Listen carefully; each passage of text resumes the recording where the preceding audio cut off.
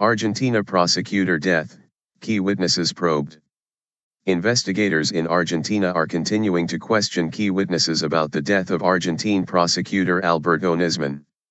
Investigators spoke for several hours to his ex-wife and to an assistant who said he lent Mr. Nisman a gun.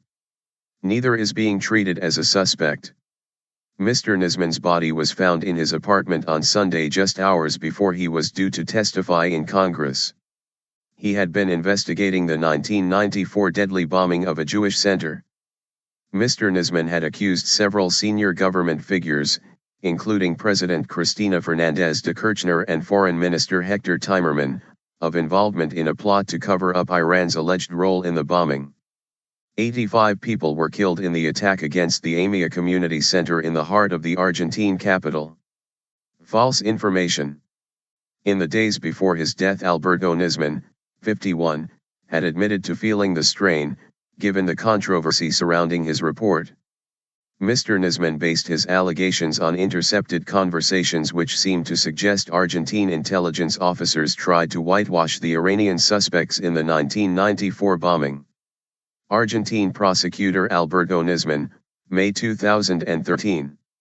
A gun was found next to the body of prosecutor Alberto Nisman in his Buenos Aires apartment.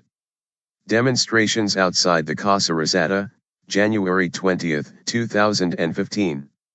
Mr. Nisman's death sparked protests outside the presidential palace in Buenos Aires. In a 300-page report, he alleged that after years of tension caused by the 1994 bombing, the government of Ms. Fernández was keen to improve ties with Iran in order to trade Argentine grain for badly needed oil. Government spokesman Aníbal Fernández dismissed the allegations as absolutely feeble. In a letter published on her Twitter account in Spanish, President Kirchner said Mr. Nisman had been provided with false information and that the spies he quoted were not really spies at all but had misled him deliberately. Not suicide.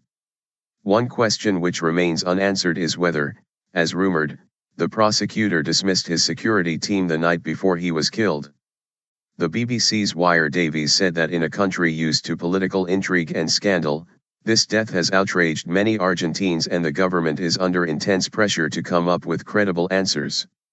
Attack against the AMIA Jewish Center, July 18, 1994. The 7-story building was completely destroyed by the bomb blast.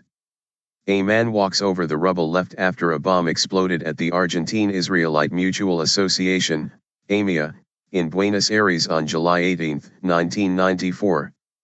85 people died in the 1994 bombing of the AMIA Jewish Community Center.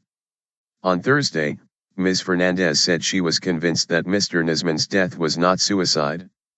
Investigators initially said they believed he had committed suicide, but later said they could not rule out homicide or induced suicide. On Friday, the authorities banned a computer expert and colleague of Mr. Nisman, Diego Lagomarsino, from leaving the country. Mr. Lagomarsino said he had lent Mr. Nisman a gun on the day before he died. He said Mr. Nisman was worried about his safety.